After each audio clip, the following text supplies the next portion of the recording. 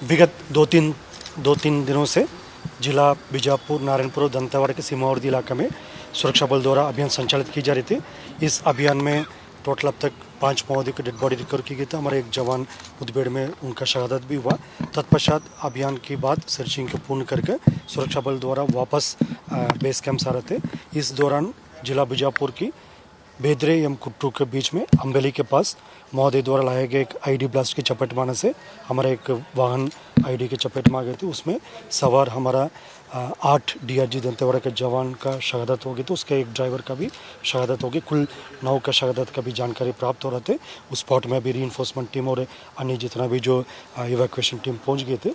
अभी तक जो प्राथमिक जानकारी अनुसार कुल सुरक्षा बल का 8 एवं एक ड्राइवर, कुल 9 लोग का इस घटना में शहादत हो गए थे। तो देखिए, आपने सुना बस्तर आईजीपी सुंदरराज को, जिन्होंने बताया है कि 9 लोग की शहादत हुई है, यानी कि 8 डीआरजी के जवान और एक ड्राइवर शहीद हुए हैं। हमारे साथ हमारे सहयोगी रवि लगातार बने हुए हैं। रवि, बताइएगा इस इलाके को लेकर जानकारी भी हम आपसे लेते रहेंगे, क्योंकि देखिए इसी बीच चलिए पी सुंदरराज को फिर से सुन लीजिए क्या कुछ कह रहे हैं। थाना बेदरे एवं कुट्टू के बीच अम्बेली के इलाके में महोदय द्वारा लाया गया आईडी के चपेट में आने से हमारा सुरक्षा बल की एक गाड़ी, जिसमें टोटल 8 जवानों को शहादत होगी डीआरजी दंतेवाड़ा टीम का, और एक ड्राइवर, कुल 9 लोग के इस घटना में कैजुअल्टी होगी। अभी आसपास इलाके में रीइंफोर्समेंट टीम द्वारा सहायता के लिए पहुंच गई थी। अभी सर्चिंग जारी है। सर्चिंग उपरांत और डिटेल से जानकारी प्राप्त हो सकता है। जो ड्राइवर है वो सामान्य है, वो पुलिस ताजी में है। अभी डिटेल्स हम थोड़ी देर में जारी करेगा। अभी तक 9 कैजुअल्टी का है इसमें। तो बिल्कुल आप सुन रहे थे बस्तर आईजीपी सुंदरराज को, जिन्होंने फिर से यही जानकारी दी कि 9 जवान शहीद हुए हैं। हमारे सहयोगी रवि लगातार बने हुए हैं। रवि, देखिए तीन गाड़ियों से जवान लौट रहे थे। एक गाड़ी को नक्सलियों ने अपना निशाना बनाया। 9 जवानों की शहादत की खबर है। बताइएगा कि और जो जवान थे उनकी क्या स्थिति है, क्या घायल हुए, उन्हें लेकर क्या कुछ जानकारी, क्या अपडेट है रवि? रितु, शुरुआत से ये जानकारी सामने आई थी कि जब स्कॉर्पियो को ब्लास्ट किया गया, उसके बाद जो और दूसरी गाड़ियां थी उस पर फायरिंग भी नक्सलियों ने की है, और जब जवान हावी पड़े तब नक्सली वहां से भाग निकले और जवानों का हथियार भी वो लूट नहीं पाए। अक्सर देखा जाता है जहां ब्लास्ट होता था वहां से नक्सली हथियार लूट के चले जाते थे, तो हथियार वहां पर है। इसका मतलब ये है, समझा जा सकता है कि नक्सली वहां से भाग गए, जवान हावी पड़े वहां पर। लेकिन रितु, जो तस्वीर वहां से आ रही, उन तस्वीरों का जिक्र करना बहुत ज़्यादा जरूरी है, क्योंकि वो दर्दनाक तस्वीरें हैं। क्योंकि हमारे जवानों पर जो ब्लास्ट हुआ है, वो ब्लास्ट का जो मंजर है वो बहुत भयानक रहा है। इसीलिए जो जवानों के जो शव है उसको इकट्ठा करने के लिए बैग ले लेकर घूमा जा रहा है। अलग अलग जगहों से बॉडी पार्ट्स को इकट्ठा किया जा रहा है, जोड़ा जा रहा है। तो सोचिए कि कितना भयानक मंजर रहा होगा जब वो ब्लास्ट हुआ होगा, क्योंकि बहुत बड़ी मात्रा में आईडी लगाया जाएगा तभी इतना भयानक ब्लास्ट होता है। क्योंकि उसके बगल वाले पेड़ में हमने देखा कि स्कॉर्पियो का एक पार्ट वहां पर पेड़ के ऊपर टंगा हुआ है, वो भी 30-40 फीट ऊपर। तो सोचिए कि कितना भयानक ब्लास्ट हुआ था। और पॉलिटिकल हलचल क्या है राजधानी रायपुर में, उस पर भी बातचीत करेंगे। हमारे ब्यूरो चीफ मृगेंद्र पांडे जी हमारे साथ जुड़ रहे हैं। क्या पॉलिटिकल हलचल है अभी? देखिए, जो ये नक्सली घटना हुई है उस पर सब तरफ से निंदा आ रही है। पहली बार ऐसा हो रहा है जब कांग्रेस इस पूरे घटनाक्रम को लेकर ये कह रही है कि नक्सलियों की ये कायराना हरकत है, और एकजुटता की बात की जा रही है कि पॉलिटिकल विल से ऊपर, पॉलिटिकल गतिरोध से ऊपर हटकर आप एक साथ मिलकर ये कहा जा रहा है कि हम जो है इस पूरे अभियान में, जो सरकार अभियान चला रही है उसके साथ खड़े हैं। लोकतंत्र विरोधी ताकतों के खिलाफ हम एकजुट हैं। पूर्व मुख्यमंत्री भूपेश बघेल का ट्वीट आया, और ये बहुत महत्वपूर्ण ट्वीट है, क्योंकि इससे पहले आप देखे होंगे बस्तर में जब भी नक्सली घटनाएं होती हैं ये स्वर आते हैं कि आदिवासियों का मुद्दा आता है कि क्या फर्जी इनकाउंटर है या क्या है। लेकिन ये जो घटना हुई है जिसमें 9 जवानों की शहादत हुई है, उसमें भूपेश बघेल का जो ट्वीट है वो काफ़ी महत्वपूर्ण है। इसके साथ ही कांग्रेस पार्टी का भी स्टैंड क्लियर है कि जो नक्सलियों के खिलाफ अभियान चल रहा है उसके साथ है। सरकार को ठोस रणनीति बनानी चाहिए और बस्तर को नक्सल मुक्त करना चाहिए। तो इस तरह का बयान जो है वो बता रहा है कि कांग्रेस, बीजेपी या कोई भी पार्टी हो, बस्तर से नक्सलवाद को खत्म करने के लिए एकजुट है।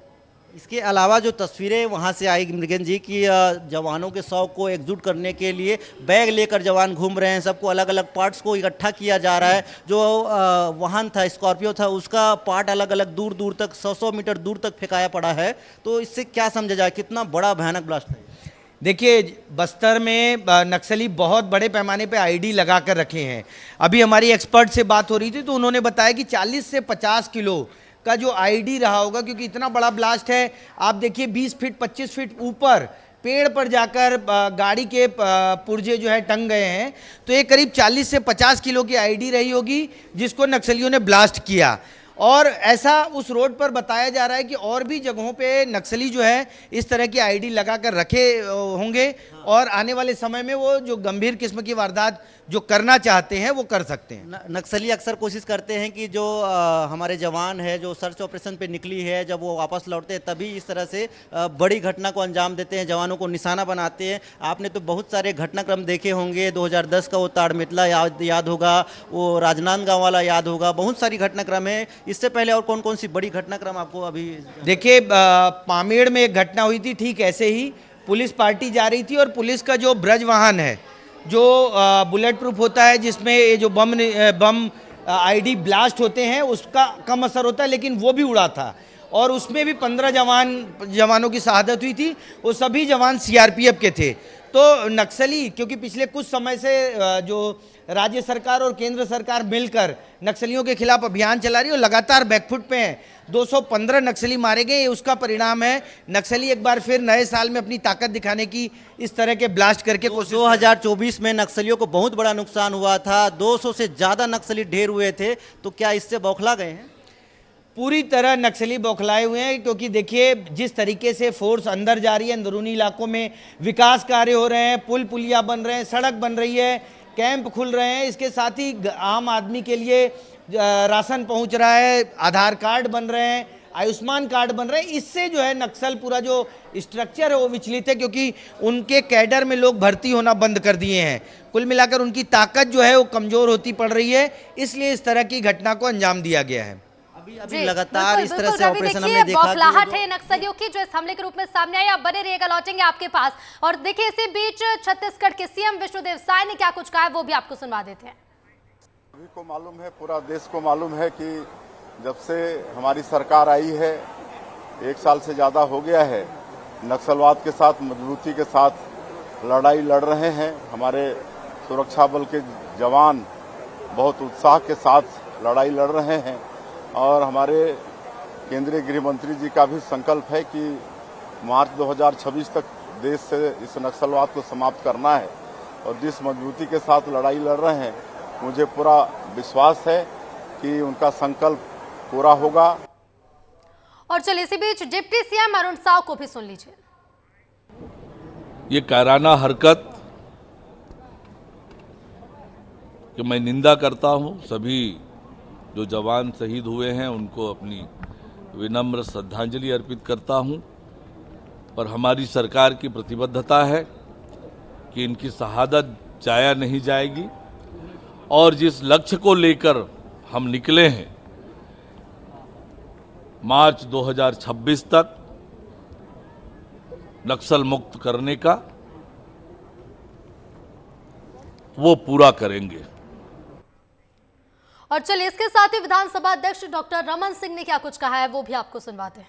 ब्लास्ट करके जवानों को करीब जो अभी तक की जानकारी आ रही है कि हमारे 10 जवान शहीद हुए हैं, वो निश्चित रूप से इस पूरे घटना में हम अपनी दुख व्यक्त करते हैं। उनके परिवार को इस तकलीफ को सहने की इच्छा शक्ति दे भगवान। और नक्सलवाद के खिलाफ जो गंभीर कदम सरकार उठा रही है, छत्तीसगढ़ सरकार, गृह मंत्री विजय जी और केंद्रीय गृह मंत्री अमित शाह जी और दोनों सरकारें इस कदम को और आगे बढ़ाएंगे। इससे इस घटना कायरतापूर्ण घटना से सरकार डरने वाली या झुकने वाली नहीं है।